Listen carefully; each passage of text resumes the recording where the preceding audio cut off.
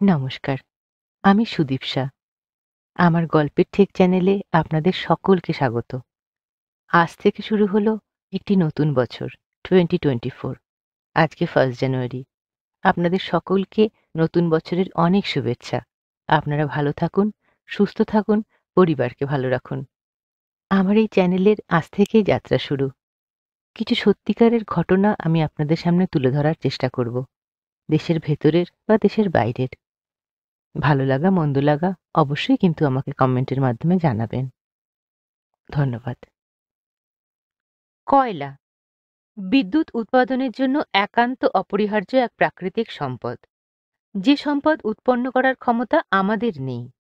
কারণ আমরা সবাই জানি লক্ষ লক্ষ বছর ধরে প্রাণী, গাছপালা ইত্যাদির দেহাবশেষ মাটির তলায় জমতে জমতে অবশেষে কয়লার সৃষ্টি হয়। ভারতে প্রচুর পরিমাণে কয়লা সঞ্চিত আছে, কিন্তু মাটির নিচ থেকে এই কয়লা উত্তোলন খুবই ঝুঁকিপূর্ণ কাজ।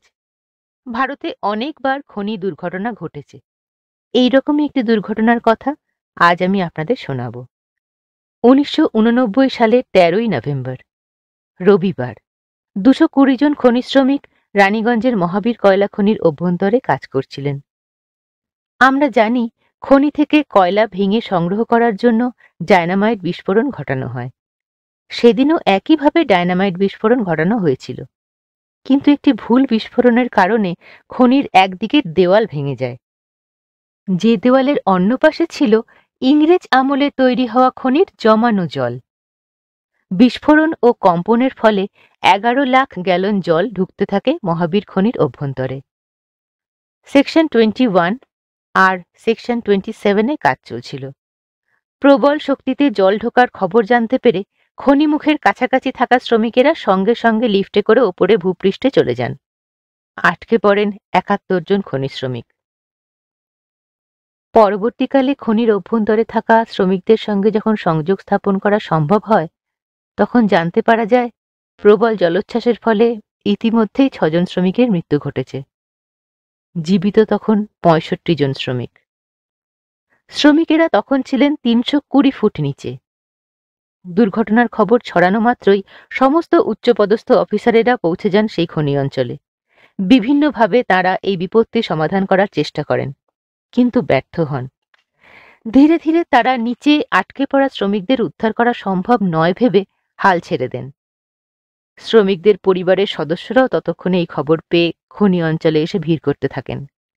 কান্নাকাটি, রাগারাগি, অভিযোগ, অনুযোগ সব মিলিয়ে চারপাশে ততক্ষণে এক ভয়াবহ বাতাবরণ সৃষ্টি হয়ে যায়।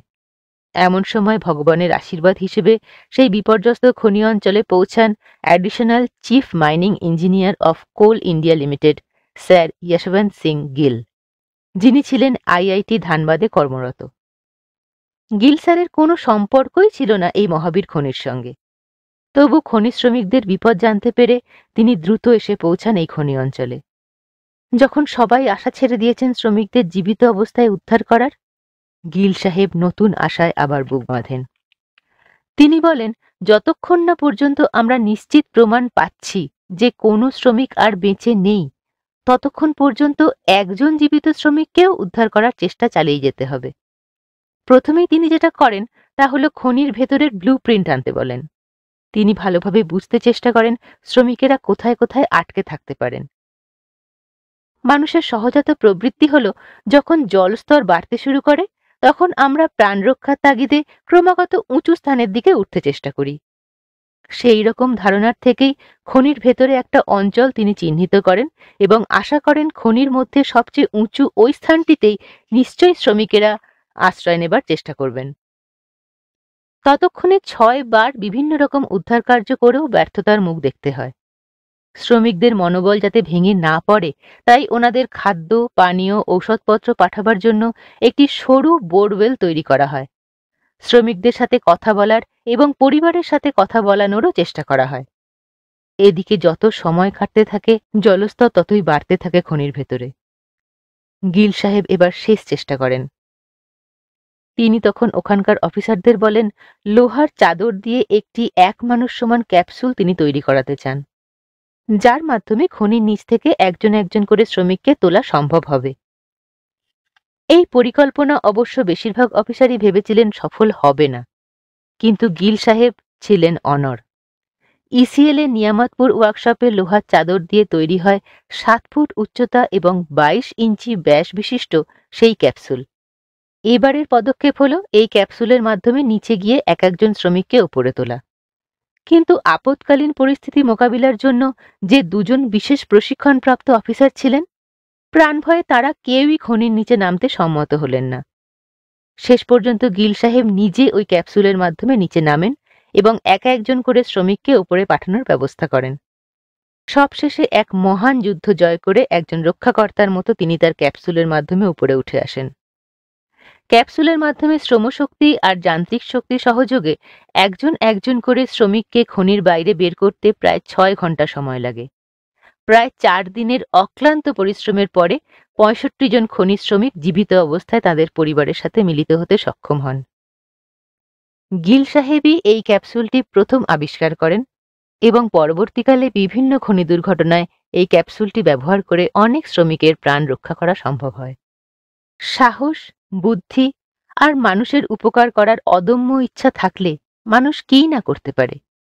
ভগবান সৃষ্ট এই মানুষ যেমন প্রাণ নিতেও পারে, আবার প্রাণ রক্ষাও করতে পারে।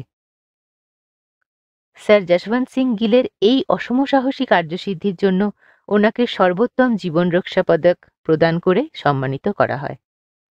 এছাড়া ভগৎ পুরাণ অ্যাওয়ার্ড সহ আরও অনেক পুরস্কারে তিনি পুরস্কৃত হন। লিমকা বুক অফ ওয়ার্ল্ড রেকর্ডসে ওনার নাম নথিভুক্ত রয়েছে। অবসর গ্রহণের পরে গিল সাহেব চলে যান অমৃতসর। বাকি জীবনটা ওখানেই বাস করেন। 2019 সালের 26শে নভেম্বর কার্ডিয়াক অ্যারেস্টে উনি শেষ নিঃশ্বাস ত্যাগ করেন।